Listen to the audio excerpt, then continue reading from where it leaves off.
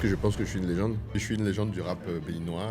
Certaines personnes en fait disent que tu as réussi en fait simplement dans le rap parce que tu es un gosse en fait de riche. Si tu es dans un métier artistique, tu peux être multimilliardaire.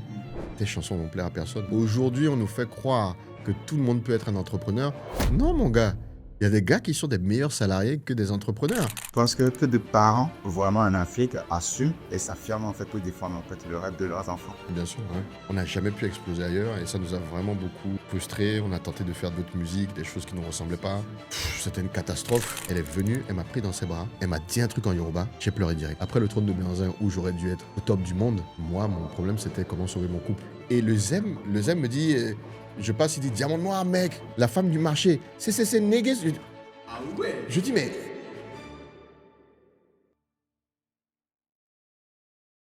Je me suis lancé un défi faux, interviewer 100 personnalités au parcours atypique à travers 10 pays africains. Là, je suis au Bénin et aujourd'hui, je reçois un homme qui a marqué le rap béninois, pour ne pas dire l'un des fondateurs du rap béninois. Ce qui est incroyable avec lui, c'est qu'il ne s'est pas arrêté uniquement sur le côté musique. Il est entrepreneur, visionnaire et stratège. Il a su transformer sa carrière en un véritable empire culturel. Il a clashé, il a buzzé, il a dominé la scène. Mais aujourd'hui, il construit des projets au-delà du rap. Son nom résonne dans les quartiers, sur la scène, dans les débats. Certains l'adorent, d'autres le redoutent. Mais une chose est sûre, il ne laisse personne indifférent. De Diamant Noir au CCC, du micro à la scène, du rap au business. Son dernier projet, le trône de Béhanzin, est une révolution pour la culture béninoise. Mesdames et messieurs, aujourd'hui on a la chance d'être avec Monsieur Amir El Presidente et on va voir ensemble d'où il vient, comment il est arrivé où il en est aujourd'hui, quelles sont les difficultés qu'il a rencontrées et surtout toi, tu partiras avec un plan d'action si tu es un rêveur et tu es déterminé et tu veux transformer ta vie. Amir, bienvenue. Merci pour l'accueil. Merci.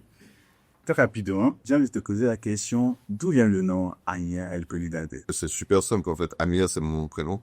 C'est le nom que mes parents m'ont donné et c'est un nom déjà qui est assez lourd en termes de signification. Ça veut dire prince, ça veut dire celui qui est éternel, celui qui ne mourra jamais. Ah ouais.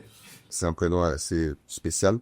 Et El Presidente, c'est venu en fait petit à petit parce que comme on dominait pendant longtemps le rap game, j'ai dit ça dans une chanson comme ça. Et puis les gens ont commencé à reprendre et puis donc voilà.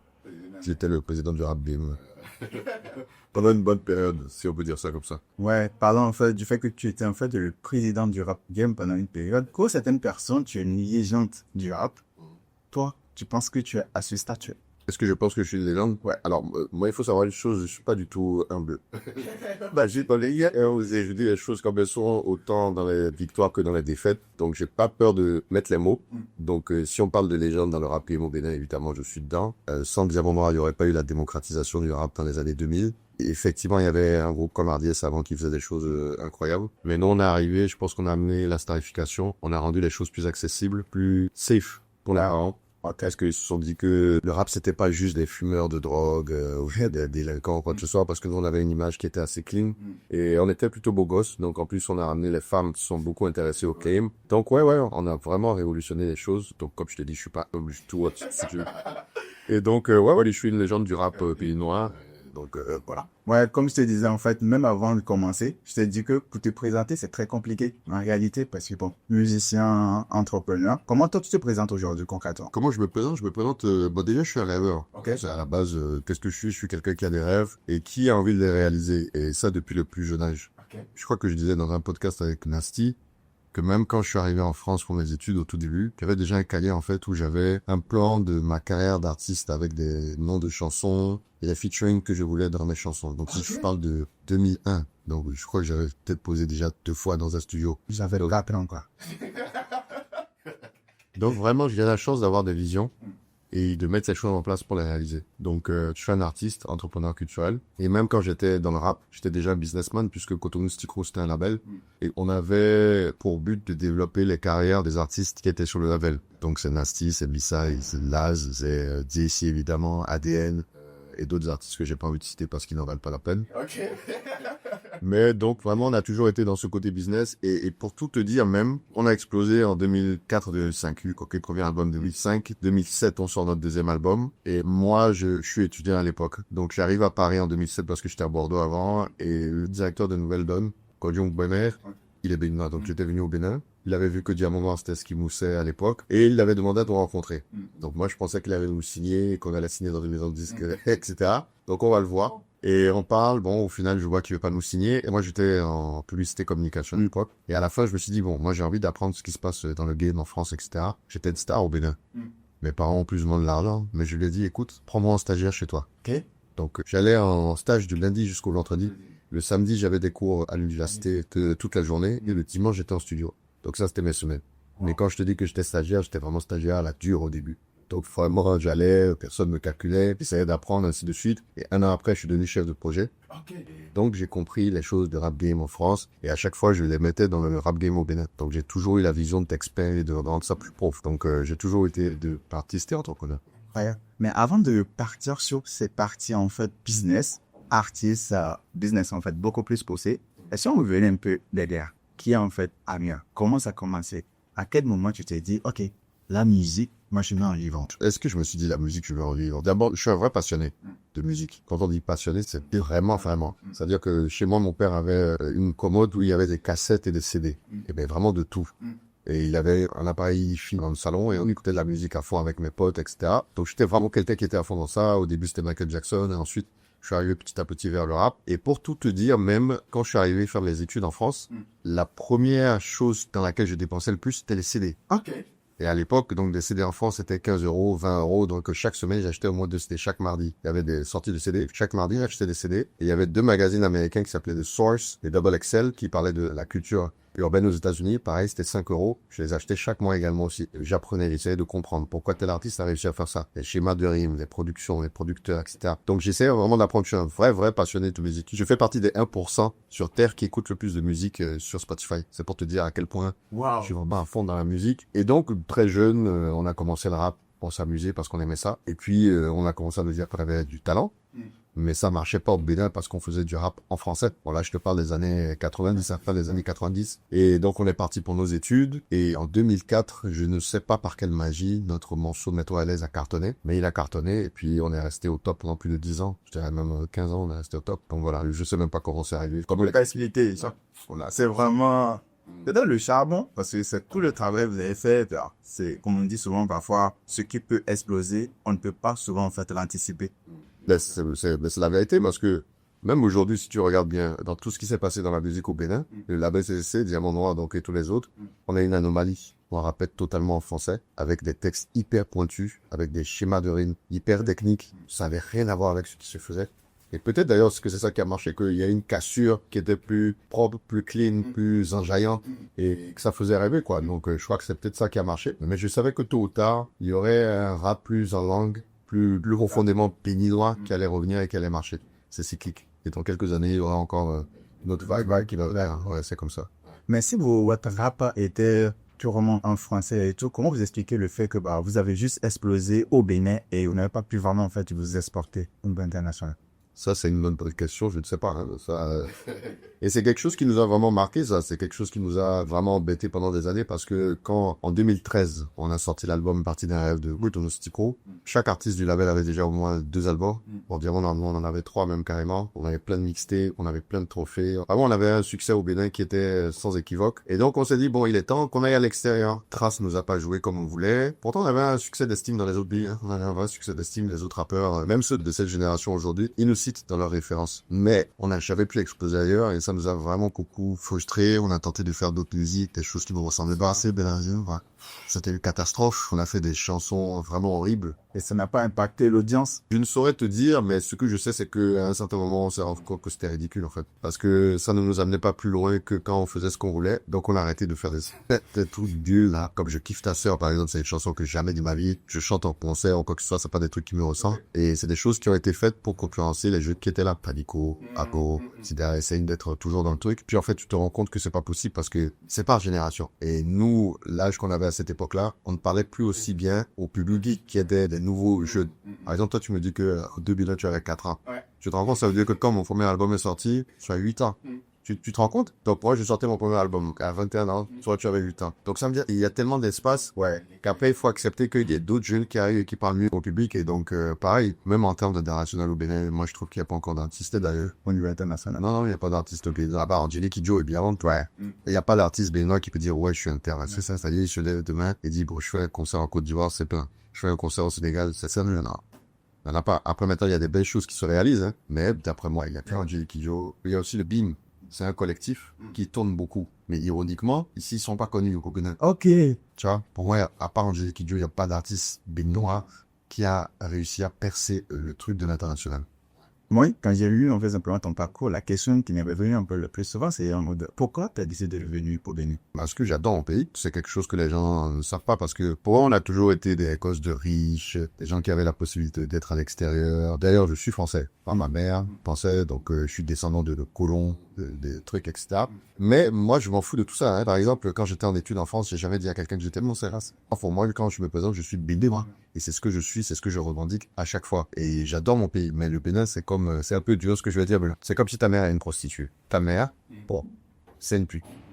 Mais c'est ta mère. Donc, est-ce que tu vas détester ta mère parce que c'est une pute? C'est la mère. Après tout, si elle fait la pute, c'est pour toi. Et le Bénin, j'ai un même au-delà. C'est une prostituée qui ne s'occupe pas bien de ses enfants. Ah ouais, là c'est... Comment tu fais? Est-ce que tu vas la détester? Tu vas pas la détester, tu peux pas la renier. C'est ta mère, c'est ta mère. Et à des moments, elle te donne de l'amour. À des moments, elle te fait penser qu'elle est là pour toi.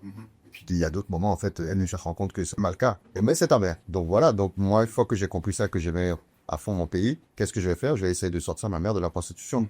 Je vais faire de telle manière, de telle sorte que les gens soient fiers quand ils la voient malgré son ça se passe. Et comment je peux le faire sans rentrer chez moi? C'est pas en restant à l'extérieur et en disant vraiment ça n'avance pas, c'est toujours la même chose, elle est plus courant. Non, ça m'énerve. Et mes gars qui vivent à l'extérieur et qui viennent au Bénin et quand ils ont un truc et qu'ils se mettent mais le service ça a pas changé ici, ta gueule. C'est normal dans la charge ça, tu me dis je parle, viens au Bénin, viens transpirer sous le soleil avec nous et vois ce qui se passe. Mais tu restes à l'extérieur et puis toi tu viens du critique seulement. Donc non, et puis maintenant je pense que les choses sont vraiment en train de changer, de s'améliorer grave. Vraiment on est content de ça. On n'est pas rentré pour rien. Ça fait plaisir. Premièrement, ça fait plaisir en fait ce que tu disais. Maintenant, tu es revenu en fait plusieurs fois. Tu dis, ok, tu viens d'une famille aisée et tout. C'est ce que les gens disent. C'est ce que les gens disent. Ok. Toi, tu n'es pas d'accord? Mes parents ont travaillé, ont bien travaillé et ils ont fait le maximum pour leurs enfants. Pour le coup, eux, c'est pas des prostituées. Certaines personnes en fait disent que tu as réussi en fait simplement dans le rap parce que tu as un constat en fait de riche. Donc est-ce que toi tu as des liens en fait concrètement? Qui me donne un exemple de personne qui a réussi dans la musique parce que ses parents disent de l'argent, ça n'existe pas. Le métier artistique, ça n'existe pas. Si tu es dans un métier artistique, tu peux être multimilliardaire. Tes chansons vont plaire, bien sûr. Tu vas absolument bien sûr. Tu peux mettre le plus d'argent possible dans la musique. Tu vas investir, des gens vont te bouffer et puis ça va pas marcher. Pourquoi? Parce que c'est le public qui décide. Et les métiers artistiques, c'est comme ça. Le public décide. Donc, si le public n'a pas décidé que ta chanson lui plaît, peut-être c'est top pour toi. Et de la même manière, tu peux avoir un artiste que toi, tu vas trouver nul ou que moi, je vais trouver nul. Mais ça va être le gars qui aura le plus de succès. Et on comprendra pas. Et on va dire, mais pourquoi lui? Parce que c'est le public qui a décidé, tout simplement. Donc, l'argent, non. Et puis d'ailleurs, mes parents, pour tout te dire, avec le métier qu'ils faisaient, c'est pas une carrière de rappeur qu'ils auraient eu pour leur fils. Hein, donc, si tu penses que ils vont dire, bon, allez, prends de l'argent, va dire... Et il y a des membres de la famille, pas ceux que je préfère bien évidemment, et pas du côté de ma mère la plupart du temps, mais qui venaient et qui disaient mais arrêtez cette histoire de rap, c'est pour s'amuser, et mes parents, c'est ce que j'apprécie chez eux, c'est qu'ils disaient non, mais écoute, ils font ce qu'ils veulent, du moment qu'ils font leurs études et qu'ils nous rapportent des résultats, moi il n'y a pas de problème, tu vois, ils ont assumé le truc, et ça c'est je les remercie toujours pour ça. Incroyable, incroyable. Je pense que peu de parents vraiment en Afrique assument et s'affirment en fait ou défendent en fait le rêve de leurs enfants. Bien sûr, ouais. Eux, ils l'ont fait à fond. Par contre, ce que je peux te dire, c'est que de par leur réseau, j'ai eu accès à des sponsors, peut-être que j'aurais jamais pu avoir si c'était pas mes parents. Mais en même temps, on avait du succès. Donc, on aurait dû avoir accès à ces réseaux-là. Bon, il y avait le talent, et actuellement, le réseau t'a permis en fait d'accélérer les choses. Pas d'accélérer, mais de pouvoir aller voir des sponsors et de leur proposer des projets. Et à ce moment-là, ils disaient oui ou ils disaient non. Mais après, maintenant, même quand j'allais voir des sponsors, j'attendais en salle d'attente, alors que je suis pas obligé, j'étais déjà une star. J'attendais en salle d'attente, je prenais le temps, on a vécu des humiliations, mais bon, ça fait partie du parcours artistique et musical. Mais ça, les gens ne le savent pas. Eux, après, ils vont voir que le projet a été réalisé, mais ils savent pas le nombre de temps qu'on est resté dans la salle d'attente, que le gars nous a fait revenir, etc. Donc, tu vois, c'est des choses que je n'imaginent même pas. Ils voient que quand ça brille, mais ils voient pas quand derrière, je suis en train de cracher. Et le côté là, tu lui parles en fait, il y a des choses en fait sombres de l'autre côté où les gens ne voient pas concrètement. Tout au long en fait de ton parcours, donc musical, s'il y a, disons, une, deux choses ou trois choses, en fait, qui t'ont le plus, disons, le plus dark, simplement, de ton parcours, qui t'a le plus dérangé ou qui t'a le plus fatigué, choisis, t'es quoi, concrètement? Ce qui me dérange, et jusqu'à aujourd'hui, c'est que j'ai l'impression que malgré tout ce que j'ai réalisé, je suis encore obligé de tout le temps prouver que je vais quelque part. Et ça, c'est quelque chose que j'arrête pas à comprendre et qui me frustre vraiment. J'en rigole maintenant. Et je te donne même un exemple qui est tout con, hein, et tu vas trouver ça peut-être prétentieux. Donc, le trône de Merzin. C'est un succès, c'est un gros projet. Et on a été reçu par le président de la République. Donc, à partir de là, je pense qu'il y a personne, il n'y a rien à prouver en plus. Donc, j'ai participé au FDAC de la DAC, ok? Je propose des projets qui vont être financés à hauteur d'une certaine partie de ton budget. Hier, ils ont donné les résultats, ok? Moi, pour moi, je savais très bien que j'allais passer. J'ai fait mes preuves. En plus de ça, le président avait donné des instructions pour que je sois accompagné avec le fonds de Merzin, parce qu'il y croit vraiment. Et donc, pour moi, il n'y avait pas de problème. Donc, ils publient dans la liste. Et les projets de théâtre, il y en a 5 qui ont été retenus. Ils sont classés de 1 à 5 du projet le plus pertinent jusqu'au moins pertinent. Bon, il y a eu 700 projets proposés, hein. Waouh. Donc, il y en a 5 qui ont été proposés. Donc, de 1 à 5. Le trône de Merzin est le 5e. De 1 à 5, le trône de Merzin est 5e. Donc, ça veut dire que il y a 4 projets qu'ils estiment qui est meilleur que le trône de Merzin. Mais où, en fait? Dans quel pays? Hop, c'est ça. Et je dis pas que, mais moi, j'ai fait le projet, il est là. C'est une innovation, c'est salué partout. Et je suis 5e sur la liste des 5 projets retenus. Pour moi, c'est pas normal. Tu vois? Pour moi, c'est pas normal. Et donc, après, j'appelle Nasty, et Nasty, elle rigole. Il dit, ça a toujours été la même chose. C'est vrai, ça a toujours été la même chose. Au début, quand on rappelait, on avait le plus gros succès possible. Les réseaux de télécommunications, ils ont mis du temps avant de nous appeler pour venir chanter. Pendant, on remplissait déjà des salles en organisant nos propres concerts. Tu vois, et c'est toujours ça. On a toujours prouvé que, ouais, ce qu'on veut faire, c'est bon. Ce qu'on veut faire est bon. Ce qu'on veut faire n'a pas marché. Et après tout ce temps, je me dis, mais à quel moment, en fait, ils vont juste dérouler le tapis rouge et dire, mais allez-y, amusez. Tu vois, donc voilà, donc c'est des petites frustrations que j'ai comme ça. Je ne te dis pas, peut-être c'est parce que, comme tu as dit, tu viens un peu du famille assez aisé, que les gens parfois ils te mettent juste en fait, attendez un euro, juste que tu vas chier. Ça doit jouer à un certain moment parce que bon, autant j'aime mon pays et j'aime mes frères et sœurs que c'est vrai que nous sommes un pays où il y a beaucoup de jalousie, il y a beaucoup de médisance entre nous, ce qui n'est pas normal, mais bon, ça existe. Et donc ouais, c'est vrai que déjà dans la musique, les gens se disaient, mais qu'est-ce qu'ils viennent faire? Ils n'ont pas besoin de chanter, pourquoi est-ce qu'ils viennent prendre notre combo? Mais en même temps, on était là. Et comme je l'ai avoué tout à l'heure, de nouveau, ouais, c'est le public qui a choisi. Et puis, nous, on faisait notre taf. On regardait pas à gauche, on regardait pas à droite. On le faisait pas contre quelqu'un. Au contraire, nous, c'était développer le truc au maximum pour que tout le monde puisse en profiter. Et aujourd'hui, les générations, d'ailleurs, dans la musique, même Benoît de Junap, ils en profitent aujourd'hui. Donc, nous faire ce procès de gosse de riche, vraiment. Je vais aller plus loin. Et ça va faire polémique. Lionel Talon, qui est un frère. Son père est président, son père est milliardaire. Mais il fait des choses. Il travaille. Il fait EIA. Il a le centre EIA. Il fait plein de projets pour la jeunesse. Est-ce que vous allez lui en vouloir parce que son père est riche? Et peut-être que c'est facile parce que son père est riche. Mais il n'est pas obligé de faire ça avec son argent. Ça, c'est clair. Il peut faire autre chose avec son argent, mais il le fait. Donc, est-ce qu'on va s'arrêter juste au fait que son père est milliardaire pour dire, ah oui, il fait ça? Non. S'il le faisait pas, les gens devaient le juger. Et lui, est-ce qu'on va lui reprocher ça? On va pas lui reprocher ça. Donc, ce sont les êtres humains, quoi. Toujours à critiquer, toujours à dire, toujours trouver quelque chose à dire derrière. Donc, ouais. En fait, le CCC, ce n'est pas juste, en fait, la musique. Vous avez monté un vrai mouvement.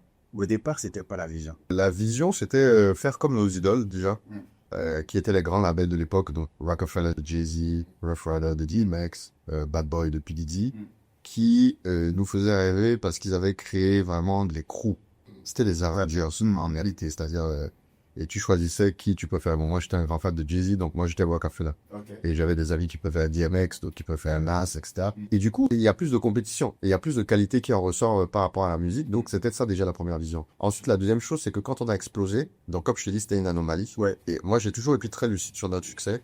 Et je me suis toujours dit, bon, je veux comprendre comment j'arrive. Et puis, je dis, c'est vrai que je suis mignon. Pourtant, les jaloux te diront, après, j'enchaîne des punchlines, j'enchaîne des trucs. Pourquoi est-ce que ça a cartonné? Alors que vraiment, on n'en est pas encore là. En termes de compréhension, normalement, rapologique au Bénin, qu'est-ce qui se passe en fait? Pourquoi ça marche autant? Donc, j'ai pas trouvé la réponse et je me suis dit, bon, pour que cela puisse durer, il faut que on trouve des gars qui sont dans la même vibe que nous et que on puisse créer un mouvement. Parce que sinon, ça allait juste être Diamant Noir et Diamant Noir allait revenir, sortir des albums, qui se paraît sortir des albums. Et là, d'autres personnes auraient pu rentrer et puis mettre fin à notre hégémonie. Mais si tu as Diamant Noir, Nasty Nesta, Blaze, ADN, DSC, nanana, que des tueurs. Quand toi, tu es un peu en retrait, eux, ils arrivent ils tuent tout. En plus de ça, tu profites aussi de leur lumière, ils profitent de ta lumière. Celui qui n'est pas encore sorti profite également de la lumière. Et finalement, c'est exponentiel. Ça s'arrête jamais. Donc, c'est ce qu'on a fait. Et puis, finalement, c'est ce qui nous a marché. Et on a fait des projets les uns avec les autres, mélangés. Donc, finalement, on était imbattables. Et puis, ça a duré le temps qu'il a fallu, quoi.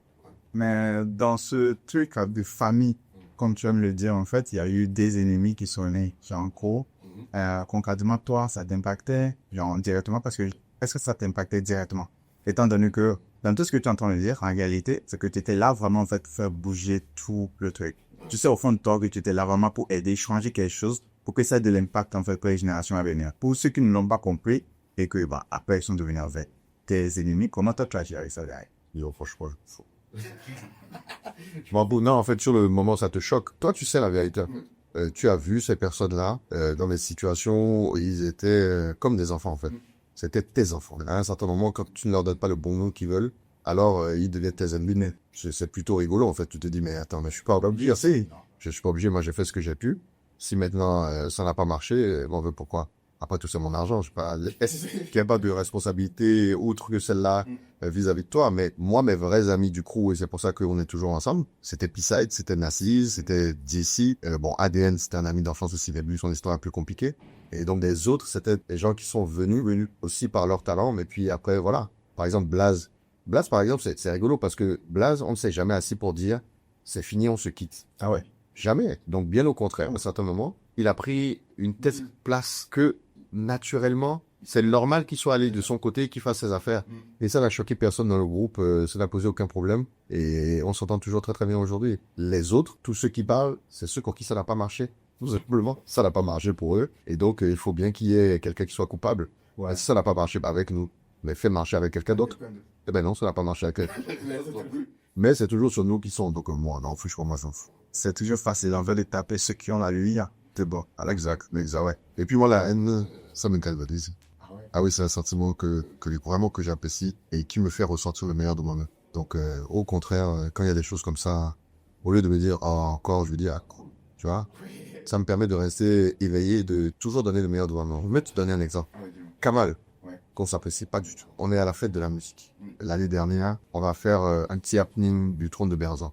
Donc, j'arrive le soir là. Dès que j'arrive, je vois lui avec sa femme dans les coulisses. D'ailleurs, c'est une femme qui chante extrêmement bien. Tiens, à me préciser. Donc, on se calcule pas, tout ça, etc. Et au moment où on annonce le trône de Berzan, c'est mon ennemi. Mais qu'est-ce qu'il a fait? Il s'est levé, il allait du côté du public pour regarder ce que ça allait donner. Ça a bien donné. Qu'est-ce qu'il peut faire? Il me déteste. À ton avis, est-ce qu'il est content? Il est pas content. Et moi, je suis content que tu sois pas content. Et c'est comme ça. Et quand, à chaque fois que j'ai un succès, je pense à ces gars-là qui aimeraient que ça échoue pour moi ou pour mes gars. Et puis voilà, je leur dis, mais voilà, ça, encore une fois. Tu sais, je voulais même te poser en fait cette question, je me disais, parce que j'ai écouté ton rap, en fait, ta réponse à Kelly et tout, et bon, on punch à la fin, pour Kamal, déjà, tu voulais, il demandait par rapport à ça, je me demandais, est-ce que c'était une stratégie pour t'arriver, mais tu as déjà répondu en fait à la question. Il faut si on replace ces choses, et attention, je t'ai donné un exemple sur lui, c'est pas que je voulais parler de lui, sa vie, je m'en fous totalement, il ne représente rien, apparemment il ne représente rien. Donc, ce que je te dis, j'en parle parce que tu me poses la question, Kamal, son premier concert de sa vie, avec Jupiter et Enigma, c'était lors du lancement de Diamant Noir au Palais des Congrès en 2005. Ok, et c'est un gamin. C'est un enfant. C'est donc le premier concert où il a chanté, où Jupiter est venu me voir devant une boîte de nuit, le Cristal à l'époque avec Elpidio. Elpidio, un grand frère, et qui est venu me voir, m'a dit, il s'appelle Jupiter, il y a un groupe, est-ce que tu peux les placer en première partie? Jupiter m'a parlé, D'ailleurs, à l'époque, Jupiter était encore gros. Donc voilà. Et donc, ouais, il vient avec son groupe, c'est pas mal, Enigma et Jupiter. Okay. Déjà pour te dire qu'il y a déjà cette distance. Ensuite, quand il est produit il travaille avec Stevie Wallace, Journée de la jeunesse, je le fais venir sur mon événement. Je lui donne un cachet. Donc moi, je sais même pas d'où il sort un jour et puis il commence à nous attaquer. Je sais pas d'où ça vient, en fait. Donc, à la rigueur, je m'en fous. C'est quelqu'un qui a toujours fait des éloges de CCC, qui venait à nous lancer son album, qui parlait, qui faisait ce son français du slammer, je sais pas. D'ailleurs, pour quelqu'un qui déteste autant la France, je trouve que il aime beaucoup leur langue. Pourquoi il slame pas dans une langue de chez lui. Je crois qu'il est originaire d'Abéry, pas c'est la Guinée ou quoi que ce soit.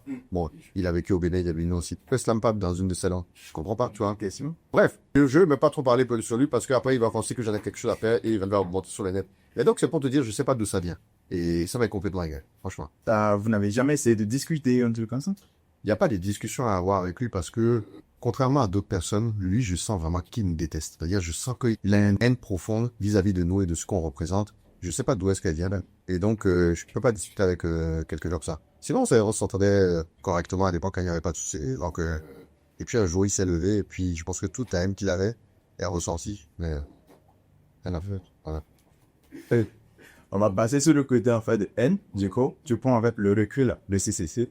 Quels sont les trucs qui te rendent le plus fier? Ça, il y en a beaucoup. Il y en a beaucoup. Déjà, d'avoir réussi à faire quelque chose avec mes amis, avec mes proches, avec des gens avec qui j'ai galéré, avec qui j'ai rigolé, avec qui j'ai pleuré. Donc, c'est beau parce que quand on arrive au summum de ce qu'on a voulu réaliser et qu'on se regarde, qu'on se dit, waouh, voilà, c'est ça, regarde. Je te donne un exemple. Lastine et ça, par exemple. Nos parents étaient très amis. Ok. Nos mères, même, ont fait leurs études ensemble. Mais lui et moi, on se connaissait pas du tout. Donc, on se rencontre dans un avion en 2005. Et c'est le seul du rap game à l'époque qui me félicite pour ce que Diron Noir est en train d'accomplir. Tout de suite, je me dis, ah, wow, lui, là, c'est différent, lui, parce que les autres nous voient en ennemi, mais lui, il vient me féliciter. Je dis, ok, ça c'est cool. Donc après, on commence à bosser un peu ensemble, et puis quand on fait l'album Des pour briller, lui, il était à Orléans, moi j'étais à Bordeaux, ah non, on était à Paris, mais on le contacte, on lui dit, écoute, on aimerait bien que tu viennes bosser sur l'album, que tu abreuses des instrus. Donc il envoie les instrus, d'abord c'était Les Rois sont back, après il a bossé sur Des pour briller. Puis finalement, on est resté dans l'appartement d'un noir qui habitait à l'époque, je crois, un 9 ou un 12 mètres carrés. Donc c'est vraiment un petit appartement à Paris. Bon. Et on est tous restés là pendant tout l'enregistrement de l'album. Et quand je te dis, on est resté là, c'est-à-dire qu'on cherchait l'argent pour aller en studio, on écrivait là, on faisait les instrus là, etc. Donc on voyait des filles, et on allait en boîte, tout, etc. Mais on était vraiment dans ce truc-là. Et même on avait des petits moments de galère. Après, c'est jamais des galères incroyables, mais donc voilà, donc on a vraiment vécu la genèse de cet album avec la pression. En plus, à un moment, il n'arrivait plus à écrire. Il n'avait plus d'inspiration. Donc vraiment, c'est un album qui a été compliqué à faire. Et alors, quand tu vois après, l'album est sorti, l'album a eu un succès énorme. Et puis, tu dis, Nasty, viens avec nous, on va faire quelque chose d'énorme. Et bien, il fait confiance et ça marche. C'est énorme, tu vois. Et pareil pour B-Side. B-Side, on se connaît depuis l'enfance. Mon père et sa mère sont cousins. Ok. T'es là, pas mal, on était pas potes à l'école. Tu vois ce que je veux dire? Il était plus jeune que moi, on n'était pas potes. Mais on se rassemble à cette histoire de rap. Et d'ailleurs, le fait qu'il croit autant en nous dès le départ, moi, me fait me dire, ah, mais ça me dit que, franchement, c'est pas grave, je vais vous faire, en fait, c'est grave. Parce que pourquoi est-ce que lui, il a envie d'être rappeur aussi? Il a pas d'intérêt à être rappeur, tu vois, il peut faire ses études tranquillement. Et de voir que chacun, même d'ici aussi, on se connaissait depuis longtemps, on monte tous ensemble et on réalise quelque chose, je pense qu'il n'y a pas de meilleur sentiment, hein. Voilà, c'est clair. Incroyable. Incroyable. En fait, quand tu regardes aujourd'hui le rap, de quoi tout le temps? Le rap. Oui, j'aurais dû. Tu pas. Je suis peur de ta question. Quelle est ta question? En gros, ce que il m'avait dit, est-ce que toi tu en penses? Est-ce qu'il y a une grosse différence? C'est vrai qu'au Bénin, le rap dans le monde entier, le niveau du rap a baissé. Dans le monde entier, il n'y a rien à dire. C'est-à-dire, il n'y a pas de comparaison. Tu prends des Jay-Z, des Nas. Aujourd'hui, tu te les compares à Playboi Carti, Megan Thee Stallion. Je sais pas, même leur nom. C'est compliqué. Il n'y a pas de comparaison. Tu avais des gens qui étaient amoureux de la culture, qui étaient amoureux du verbe, qui étaient amoureux des tournures de phrases, tu vois, du flow. Aujourd'hui, tu as des gens qui sont amoureux de je vais juste venir faire quelque chose et puis on va voir ce que ça va donner. En plus, bon, je m'habille bien. En plus, tiens, je vais faire buzzer quelque chose, soit. C'est ça aujourd'hui. Donc, c'est pas étonnant que le rap ait baissé au Bénin, vu que le pays même qui a créé le rap, la qualité a baissé aussi là-bas. Après, maintenant, tu as des Kendrick, tu as des Drake, tu as des Future. Et vraiment, Future, c'est quelqu'un qui, à notre époque, n'aurait jamais pu marcher. Mais aujourd'hui, il a amené son truc et on respecte et c'est fort. Mais donc voilà, c'est pas comparable. En plus de ça, aujourd'hui, tu as la musique nigériane, qui est internationale, qui a envahi le monde. Et aujourd'hui, donc le rap n'est plus ce qui plaît le plus aux gens. La culture urbaine. Par contre, ils vont s'habiller comme des rappeurs. Ils vont agir comme des rappeurs. Mais pas de ça. C'est ça. C'est ça qui est marrant. C'est que le rap est à la base de toutes les modes, de tout ce qui se fait. Et même tous ceux qui font de l'afrobeat, là, à un moment, ils ont été des rappeurs. Mais aujourd'hui, tu te rends compte que si tu veux percer à l'international, il faut que tu aies une musique un peu plus colorée, un peu plus diverse. Donc, non, donc effectivement, le rap a baissé, mais ça l'a fait avec. Ouais, on l'a fait quand? Est-ce que tu écoutes en fait ce nouveau rap ou tu restes toujours avec les rap Kai qui est un bon ami avant Smoke Show, non, parce que à l'époque je lui disais, moi jamais je te dirais que le rap c'était mieux avant, parce que chaque année je vais toujours aller rechercher des pépites, qui c'est un nouveau rappeur qui sont forts, et je l'ai fait pendant longtemps. Mais à un moment, quand je me suis rendu compte que la nouvelle pépite, là, ils étaient nuls, je me suis dit, c'est chaud. Ça veut dire que le nouveau cru de rappeur, si c'est ça que moi je dois aimer pour dire que le rap va mieux avant, mais c'est que je me mens à moi-même. Puis aujourd'hui, moi, j'ai une playlist d'ailleurs, années 90 de rap, où j'écoute que les rançons que j'ai aimés. Après, pareil, 2000, 2010. Et après ça, je trouve que ça a commencé à être. Mais le style musical, moi, qui m'a beaucoup plu ces dernières années, c'est la Mapiano. J'ai kiffé la Mapiano de ouf, d'ailleurs, jusqu'à maintenant. Je trouve que c'est un style musical qui a réussi à mêler l'urbain, l'électronique, l'afro, et qui développe un truc de ouf. Donc, vraiment, j'aime beaucoup. Focalistique, c'est un rappeur que je kiffe avec rap. Donc, vraiment, je dirais que c'est le dernier truc qui m'a vraiment donné dans la musique, plus haut. Ouais. On avait déjà fait passer en fait des styles ici. On peut parler de, comment on appelle là, leur nouveau, tu as déjà parlé de piano. Est-ce que le rap t'a rendu millionnaire ou milliardaire? Milliardaire, non, millionnaire à plusieurs reprises, bien sûr. Ouais. Mais il m'a rendu encore plus riche que ça, en réalité. Il m'a donné des choses qui sont immatérielles. Il m'a donné des choses qui font qu'aujourd'hui, quand je rencontre quelqu'un, je suis identifié immédiatement. Qu'avec l'identification, il y a la crédibilité de ce que j'ai réalisé. Je l'ai marqué d'une manière ou d'une autre. C'est soit il m'a vu à un concert, soit il a entendu une chanson à soi, soit sa femme. Il des fans pas moi où ça profite. Donc il y a toujours quelque chose qui me rapproche à la personne. Et ça, je te parle de ministre, je te parle de maire, je te parle de député, je te parle de tout. Tu vois, donc comme je dis souvent, quand je rencontre aujourd'hui des personnalités, même du gouvernement, au début, je parle d'abord de ma carrière de rappeur. Ils me disent, en fait, pourquoi vous faites plus ça, pourquoi nanana. Et quand je leur parle après de mon projet, ils savent que ça va être sérieux parce que elles voient ce que j'ai fait dans ma carrière de rappeur. Donc, ça m'a rendu milliardaire, pas en argent, mais ça baise. Ouais, bien sûr. L'accès, ouais, là, actuellement, on a parlé un petit peu, en fait, autour de la musique. On va voir par rapport, en fait, à ton transition, concrètement. Ça part de quel moment tu te dis, il faut que tu sortes, enfin, comme on dit souvent dans la musique, c'est pas toi qui décides quand tu es censé aller à la retraite et tout. C'est ça, c'est. J'ai eu un Wadi il y a 3 jours d'ailleurs et qui m'a dit de plus jamais dire que je suis à la retraite. Donc je ne dirais plus que je suis à la retraite parce qu'effectivement, c'est vrai, demain je peux avoir envie de poser un son et tu veux poser un son. Et ma communauté est pas aimée. Donc je suis pas à la retraite, disons que le rap n'est plus ce qui me drive en numéro 1. Alors qu'avant, même si je suis à l'interview avec toi, il y a quelque chose qui va me faire penser à une punchline, puis tu la gardes en tête, après je vais noter. Ou alors il y a une idée qui va bien, ainsi de suite. Maintenant, c'est plus le cas. Et pourquoi c'est venu comme ça? Parce que, à un moment, on a eu moins de succès. Il faut le dire, il faut l'avouer, on a eu moins de succès. Et au début, ça a été difficile à accepter parce que quand tu as été numéro 1 en longtemps, tu n'arrives pas à comprendre pourquoi quelqu'un d'autre vient et puis commence à avoir plus de succès que toi. Surtout si tu es comme moi et que tu estimes que tu donnes le meilleur de toi-même à chaque fois. Et donc, le meilleur de toi-même pour toi, pas pour moi, est meilleur que ce que l'autre fait. Je comprends pas.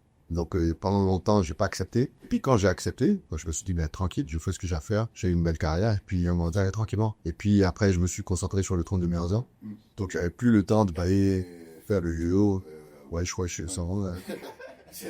Je peux te dire que là, en termes de problématiques, vrais soucis, ça a dépassé tout ce que j'ai connu dans le rap. Donc, j'avais plus le temps de me poser pour réfléchir à des tests. Donc, voilà. Ouais. Mais comment tu l'as vécu, honnêtement, niveau personnel? Genre, le fait que tu te dis, ok, ça ne prenait plus, alors je te donnais à fond. Comment personnellement tu as vécu? Est-ce que ça compte déjà à un certain niveau du type, genre, dépression, je sais pas, exactement quand tu vas arriver concrètement? Ouais, je vais pas utiliser le terme d'immersion parce que, bon, pour la petite histoire, moi, j'ai perdu ma petite sœur en 2003. C'est ce qui m'est arrivé là, le déclic qui m'a forcé à aller à fond dans ce que je voulais faire. Okay. Et donc, ça, c'est un truc qui m'a traumatisé. Mais quand je te dis traumatisé, c'est vraiment traumatisé, c'est-à-dire ça m'a même désensibilisé dans beaucoup de choses. Quand il y a des gens qui meurent, quand il se passe quelque chose de négatif, tu sens rien. Tellement j'ai souffert à ce moment-là que je sens rien. Donc, quand ce truc-là de rap est arrivé, j'y pensais tous les jours. Mais à cause de cette perte-là, je pense que j'ai eu pire. Tu vois, c'est ça, j'ai vu pire, donc. Et puis, je suis très positif. On te dit, bon, écoute, c'est pas grave, on continue. Il y a quelque chose qui va se passer à un certain moment qui me permettra de retomber sur mes 2 pieds ou d'enchaîner sur quelque chose de mieux. Donc, et puis, c'est ce qui est arrivé, hein. Donc, voilà, pour être de positif. Ouais, je vois. Du coup, j'ai tombé sur les 2 pieds avec le tournant de vie, alors. Ça commence, c'est quand? La première fois que je rends le projet à CMS City en octobre 2019. Ok. 2019, ouais. À l'époque, je préparais le dernier mandat. En plus, je revenais d'un anniversaire en Côte d'Ivoire. et j'ai fini le projet en 2 jours. Ça, oui, hein. C'est une de mes qualités. J'arrive à faire les choses assez rapidement. Et c'est aussi quelque chose qui est devenu un de mes défauts parce que du coup, je procrastine énormément parce que je sais que je peux faire les choses assez rapidement. Et donc, bref, je rends le projet, je lance dernier mandat, donc en décembre, succès. Et après, je crois que j'avais jusqu'à fin décembre pour rendre le projet final. Une fois que ça avait été sélectionné. Donc, j'ai fait ça et puis début janvier 2020, j'ai passé le pitch. La Banque mondiale, qui allait être retenue, et puis le Covid est arrivé, donc pause. Ma carrière a été mise en pause, ce projet a été mis en pause, et ils sont revenus, je crois, en 2021. On a tout repris depuis le départ, et j'ai repassé le pitch final en fin 2021, qui a été pris. Le projet, véritablement, on a reçu la première partie des fonds en 2022, et on a joué l'avant-première le 26 juillet 2004. Donc 2019 à 2004, ouais. J'ai jamais travaillé au... Je fais un projet. Et ouais. Mais quand on voit, quelqu'un m'a dit, oui, en fait, le succès, il a été immédiat. Ah ouais, c'est ce que les gens pensent que... Je disais un truc de Booba, il est mon rappeur français préféré depuis que j'ai 15 ans. Et donc, Booba, ils ont dit qu'il a rempli l'Arena en 5 minutes. Et il dit non, je l'ai pas rempli en 5 minutes, c'est 30 ans de travail. Exactement. Donc, c'est vraiment ça. Parce que c'est un succès du jour au lendemain, alors que c'est plusieurs années. Ah ouais, plusieurs années, c'est des péripéties incroyables, c'est des rebondissements, des surprises inattendues. Et au final, comme je sais que je suis quelqu'un de positif, moi, franchement, je suis quelqu'un de bien. Tu vois, les gens ne le savent peut-être pas, mais je suis quelqu'un de bien. J'ai peur du karma, je suis respectueux, je crois en Dieu, pas en une religion. En vrai, je fais de mal à personne si on m'a pas fait de mal. Et donc, à partir de là, il n'y a pas de raison que de mauvaises choses m'arrivent sans raison. Donc, si j'ai tout fait bien, au final, je sais que tout se passera bien. Voilà. Pour tout te dire, même le trône de Bérzin, l'avant-première du 26 juillet, Nasty et moi, on n'avait jamais vu le spectacle du début jusqu'à la fin. On avait vu toutes les scènes, une à une, mais on n'avait jamais vu l'enchaînement du début jusqu'à la fin. Donc, le jour où 26 juillet est déjà annoncé que tout le monde vient, les hommes d'affaires, les ministres, les sponsors, les nanani, lala, on ne sait pas ce qui va se passer. On ne sait pas si ça va être un gros succès ou un gros affaire, on ne sait pas. Et ça commence, tout commence parfaitement bien. Moi, en plus, je suis derrière, et puis je vois la voiture du Mr. Wadani qui arrive, et c'était le dernier que j'attendais. Quand j'ai vu sa voiture arriver, tiens, wow, là, ça va bien se passer. Donc, je suis allé dans les coulisses, et puis j'ai regardé le spectacle, et puis voilà, toute l'émotion qui a remonté depuis le départ, et puis ça m'a passé. Mais comment t'as dû te sentir sur le coup? Ça, c'est pour te dire que je suis un être humain. Quand j'étais dehors, mis à part mes parents, ma femme, effectivement, mes amis qui étaient là, il y a 3 personnes qui m'ont marqué par l'arrivée. Il y a ma tante, la soeur de mon père, qui est arrivée, parle pas un mot de Yoruba. Elle est venue, elle m'a pris dans ses bras, elle m'a dit un truc en Yoruba, j'ai pleuré direct. Je sais pas ce qu'elle m'a dit. Je comprends pas. Mais j'ai senti l'émotion de ce qu'elle me disait, et direct, ça m'a fait pleurer. Après, j'avance, il y a monsieur Adjoui, qui est comme un père pour moi aussi, les enfants sont comme mes frères. Et je savais pas qu'il allait venir. Il était rentré de voyage 2 jours avant, et puis au moment où je m'en vais, je le vois arriver, et pareil, j'étais tellement content de le voir aussi, pareil, émotion énorme. Donc, tu vois, je me suis dit, 5 ans, c'était long, mais évidemment, encore à la loi, on y est. Puis évidemment que mes parents aient beaucoup aimé, voilà, que mes enfants aient pu voir ça aussi, c'était super. Enfin, tranquillement. C'est pas, honnêtement, et c'est cool, mais genre, quand on parle, en fait, de ce type de projet, comment on fait pour financer, en fait, des projets aussi énormes? Ben écoute, s'il n'y avait pas Seven City, la Banque mondiale, j'aurais pas pu choisir ce délire. Ça, c'est impossible. Parce que c'est encore plus coûteux qu'on le pense. Parce que je peux te dire l'enveloppe que la Banque mondiale m'a donnée, qui était une enveloppe vraiment pour Fantôme. Je pense même que c'est la plus grosse enveloppe que j'ai reçue dans ma carrière d'entrepreneur. Ok. Mais si je te raconte en combien de temps que j'ai terminé cette enveloppe, tu vas te dire, mais c'est pas possible que s'il a fait avec l'argent. Mais en fait, je peux pas dire. Je peux pas dire. En fait, c'était un projet hyper coûteux. Il y avait beaucoup de gens dans le projet et que je voulais faire le mieux du mieux. Et évidemment, j'ai fait des erreurs sur le chemin. Et donc voilà, sans eux, ça aurait pas pu être possible. Comme je te le dis, le rap m'a apporté une crédibilité incroyable. Très tôt, je me suis pas dit, je vais juste prendre cette enveloppe-là et puis me coucher les 5 projets dedans. Très rapidement, je suis allé voir des sponsors, je suis allé voir des personnalités, je suis allé voir des gens qui pouvaient investir dans le projet et ils m'ont accompagné. Et c'est ça qui m'a permis de school. Tournons pas de ce projet. Quelles sont les difficultés que tu as rencontrées qui t'ont le plus marqué? Comme je te dis, je considère. Parce que le rap, c'est un état. L'état de retrouver les sous. Dieu merci, à chaque fois, je le retrouvais, mais ça se terminait, je retrouvais, ça se terminait, ainsi de suite. Mais j'ai réussi à tenir jusqu'au bout. Mais avant courir, j'étais endetté. J'étais endetté au lieu de l'avion. Parce que j'avais pas encore fait payer les acteurs. J'avais pas encore fait telle chose. Donc, tu vois, mais par la grâce de Dieu, ça s'est bien passé. Après, maintenant, il y a la gestion des ressources humaines. Parce que tu as des gens que tu mets dans le projet, qui ont leur manière de travailler, qui ont leur mentalité, qui ont leur susceptibilité, et tu dois composer avec toutes ces choses-là. Et ça, c'était hyper compliqué. Et donc, il y a eu des clashs. Donc, comme je te disais, le premier metteur en scène, on a perdu 2 ans avec lui. 2 ans après, on a retrouvé un deuxième qui était Titi Sedora Nasekandé. Rachel Abochou en tant que chorégraphe aussi. Eux qui étaient plus alignés sur ce qu'on voulait. Mais je dirais que ça a été un peu lent, d'après moi. Mais au final, le résultat est gros, donc je peux même rien dire au final. Mais c'est vrai que moi, d'un point de vue entrepreneur naturel, j'aurais voulu qu'on termine plus vieux. Mais comme je te dis, c'est toujours Dieu qui fait bien les choses parce que le fait qu'on joue le 26 juillet, c'était juste avant la fête de l'indépendance et tout le monde était au pays. Donc finalement, tout est rentré dans l'ordre et puis voilà, j'étais en cas finance et gestion de la DSI. C'était pas voilà. Et du coup, en fait, quoi, aujourd'hui, quand on regarde le travail que tu as fait, pourquoi, en fait, tu as décidé de mettre que ça en avant, le beauté culturelle, l'histoire? Pourquoi ce choix? Et c'est quoi le message que tu veux faire passer? Que je suis fier d'être béninois en fait. Je suis fier d'être béninois, je suis fier de mon pays, je suis fier de nos richesses, de nos traditions et des langues culturelles. Si on ne le dit pas, si on ne le scande pas, si on ne le crie pas, les gens ne le sauront pas. Ça, c'est clair. Quand tu regardes les Ivoiriens, et ils sont trop fiers de se faire. Les Ivoiriens, tu vas penser que c'est les enfants directs et tu Pendant c'est la Côte d'Ivoire, ils sont 1 heure de chez eux en avion. Tu vas au Nigeria. Le Nigérian aussi est fier de lui, mais à fond. Mais nous, les Béninois, on a toujours été un peu, je respecte les aînés, je suis comme si je... Non. Et c'est pour ça que, justement, Thiago, nous attendons mon arrivée, on s'en fout. Pas trop bien phrase, c'est vrai que je suis mignon.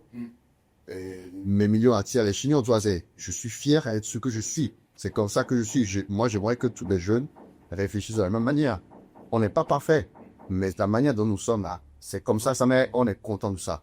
Et donc, voilà, c'est pour ça que je pense qu'il s'est passé d'il y a qu'on peut encore plus toucher la fibre des gens, tant que c'est important que de revendiquer le PDB et de devenir par cœur. Et avec le pouvoir qu'elle a aujourd'hui, le PD, on a un buzz malade. On a un buzz de malade et on peut se mettre, de toute façon, je l'ai toujours fait, mais on peut se mettre devant n'importe quelle nationalité, le dessus béant. Là, ce qui est en train d'être très cher. C'est cher. Qu'est-ce qui se passe?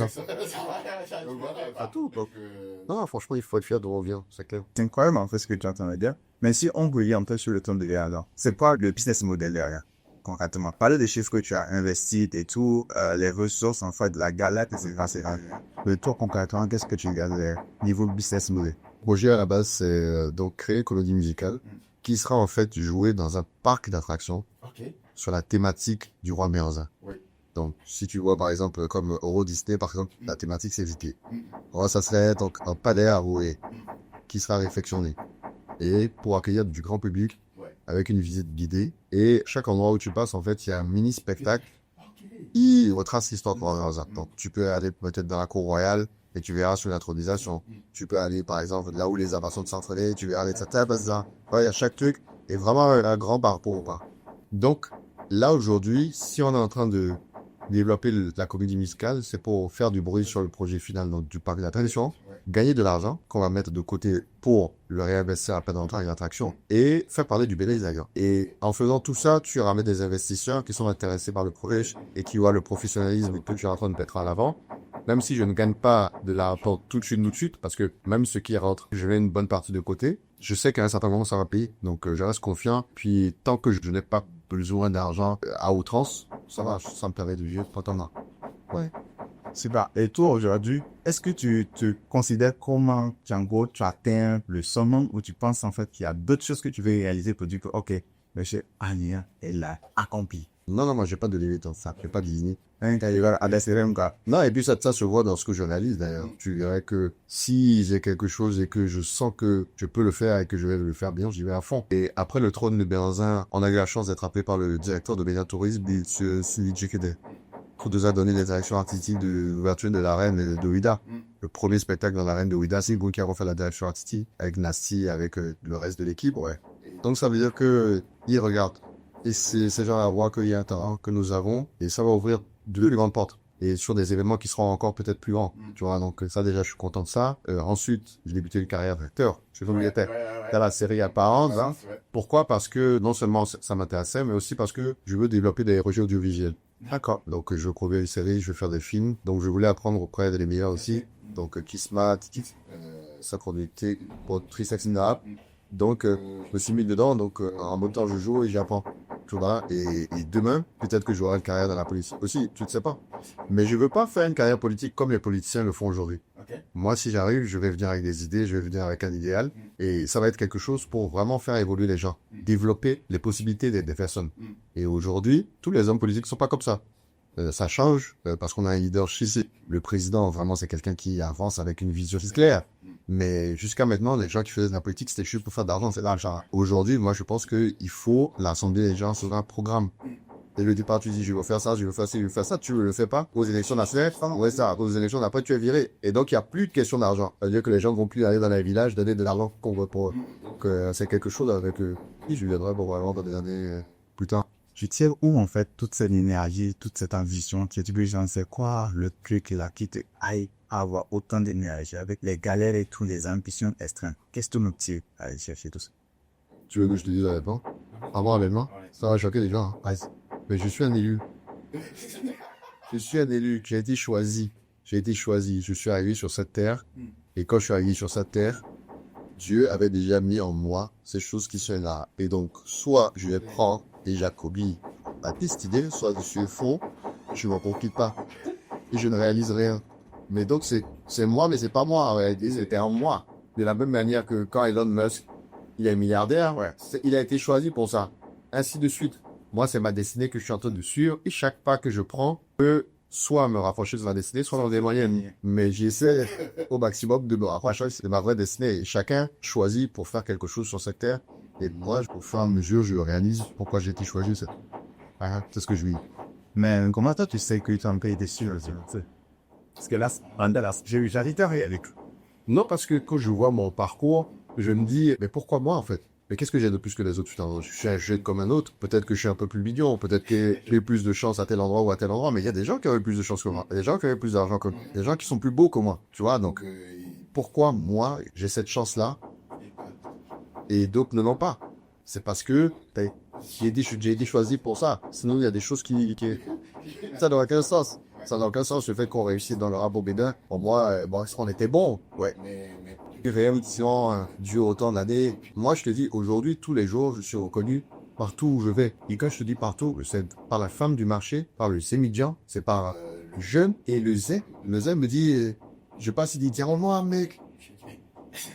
C'est quelle chanson qu'il a écouté? Qu'est-ce qu'il a embarqué? Je sais pas. La femme du marché. C'est négatif. Ah ouais. Je me dis dans ma tête, mais quel est le truc de moi qui est marqué? C'est ça qui a fait que j'étais relatable avec elle, en fait. Je sais pas. Et je ne comprends pas. Donc, si je ne comprends pas ça, c'est que c'est Dieu qui a fait. C'est tout. C'est quand même dingue parce que quand je suis arrivé au Bénin pour le truc de la tournée, on s'amusait, on est parti en fait au niveau de la place de l'Amazon. On demandait en fait aux personnes quels sont les cartons qui les inspiraient et tout.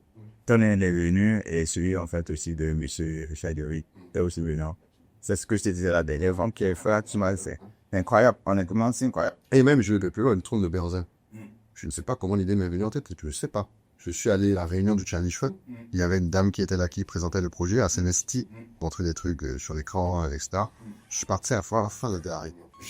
Je me revois encore, je crois, devant cette dame-là. T'es une jeune, hein. Elle me voit, et puis elle va se dire, mais qu'est-ce qu'il fait? Il s'en va plus, pas d'idée. Je me suis dit, bon, ça m'intéresse pas, ça.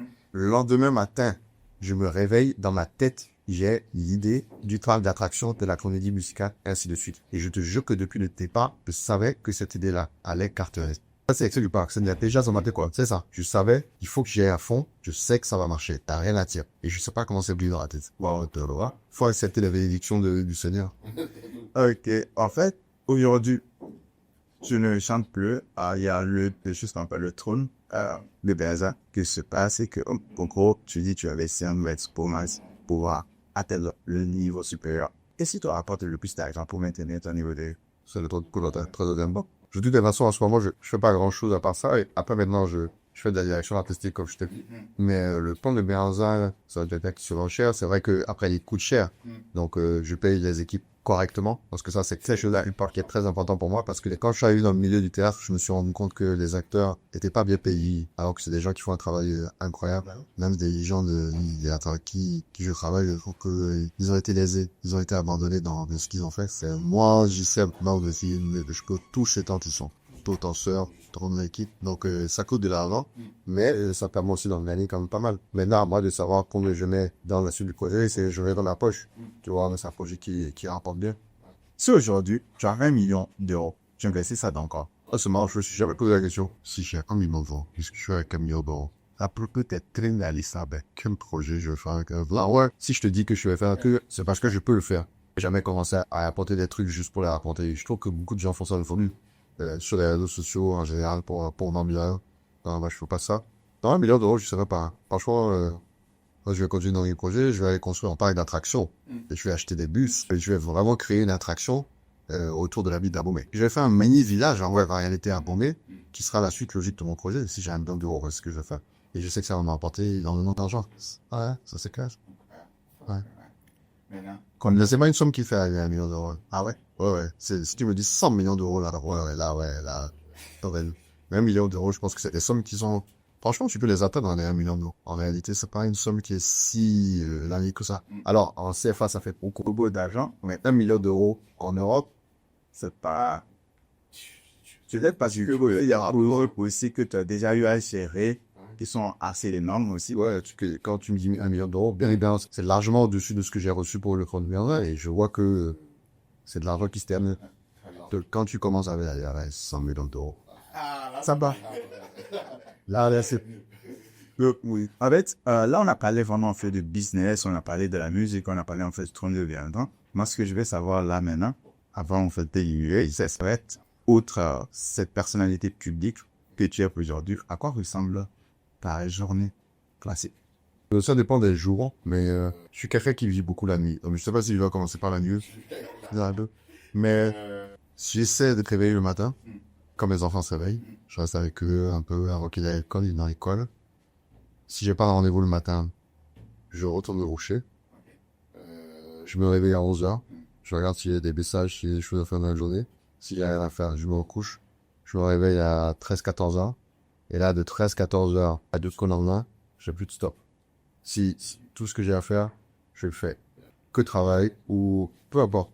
C'est-à-dire, là, je m'arrête plus. Et lorsque j'ai plus rien à faire, j'entre, j'essaie de rentrer chez moi en 19h30, 20h, rester avec ma femme et les enfants. Hein? Ma femme l'a souché. Prendre top. Moi, je vais probablement aller jouer au poker. Je vais aller filer tout avec des gars, tout ça, etc. Pendant que je fais ça, je réfléchis à des choses que j'ai à faire le lendemain ou dans la semaine, etc., des projets. Je rentre chez moi, je me remets sur mon ordinateur. Je retape toutes les choses que j'ai accumulées dans la journée qu'il faut que je puisse redispatcher. Je fais ce que j'ai à faire. Je reste là jusqu'à 6h, que mes enfants se réveillent. Ah oui! Je vais me coucher. 11h, 13h, ainsi de suite, tous les jours. Je vis quasiment avec la nuit, en vrai. Ah ouais, c'est pour ça que quand tu m'as dit, où c'était pas toi, c'était quelqu'un d'autre qui m'avait donné rendez-vous à 9h pour une interview. Ok, pardon. Je peux le faire, mais si j'ai pas de rendez-vous important, moi, le matin, ça m'intéresse pas tout ça. Non, ouais, calme. Du coup, aujourd'hui, comment ta famille perçoit en fait ton évolution quand ça te fait énormément de choses? Donc, après le rap, qu'est-ce que vous avez actuellement? Le tour de l'argent, qu'est-ce que en fait incroyable. Comment c'est ton suivi en fait vraiment? Tout a quitté là. Vraiment, tu perçois.